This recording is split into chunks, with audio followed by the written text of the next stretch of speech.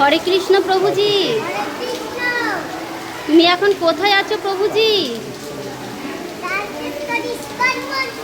তারকেশ্বরের ISKCON মন্দিরে আছো। এখন কি হচ্ছে বাইরে একটু দেখাও সবাইকে।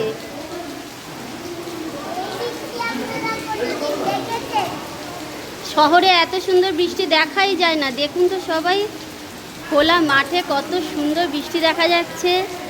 আমাদের তো ছাদ থেকেও এত সুন্দর বৃষ্টি দেখা যায় না। রাজিষ্ণু এখন রয়েছে তারকেশ্বরের ইস্কন মন্দিরে।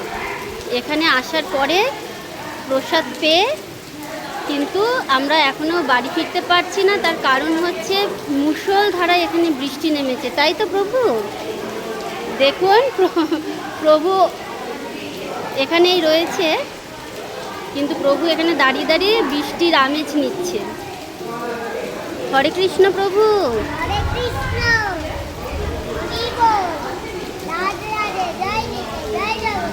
হরি বল।